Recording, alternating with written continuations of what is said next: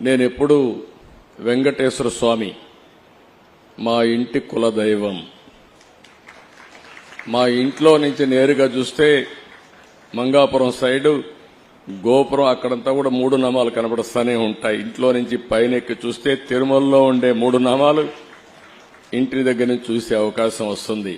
నేను నమ్మిన దేవుడు, నమ్ముతున్న దేవుడు, నేను ప్రార్థించే దేవుడు వెంకటేశ్వర స్వామి అని చెప్పి కూడా నేను మీకు తెలియజేస్తున్నా.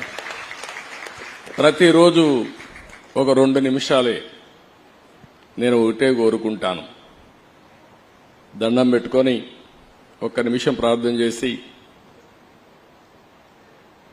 ఇప్పుడు ఒకసారి చూస్తే నాకు ప్రాణ భిక్ష పెట్టింది కూడా వెంకటేశ్వర స్వామి. అదొక మిస్టరీ కూడా. 2003లో నా మీద 23 క్లేమోర్ మైన్స్ ని బ్లాస్ట్ చేస్తే సాక్షాత్తు వెంకటేశ్వర స్వామి నాకు ప్రాణభిక్ష పెట్టాడు. ఏదో చెయ్యాలని ఆ రోజు నన్ను కాపాడాడు. అలాంటి వెంకటేశ్వర స్వామిని నేను ప్రార్థించేది, నాకు శక్తి, సామర్థ్యాన్ని, తెలివితేటలు ఇవ్వండి.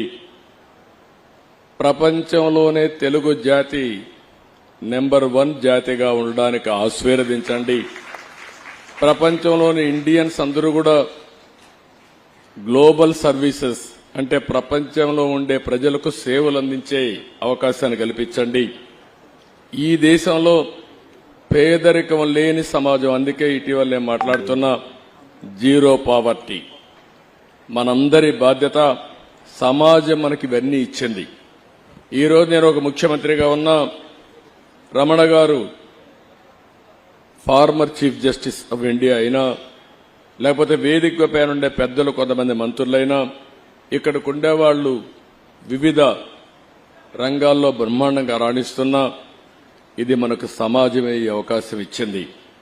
అలాంటి సమాజంలో పేదరికాన్ని, అందుకే నేను ఒక స్లోగన్ తీసుకున్నా, zero poverty nation, zero poverty state, zero poverty village. మనందరి బాధ్యత కావాలి. సంపద కొంతమందికి పరిమితమై పేదవాళ్లు పేదరికంలో మగ్గుతా ఉంటే అది మంచిది కాదు. ఈ విషయం మనం గుర్తుపెట్టుకోవాల్సిన అవసరం ఉంది.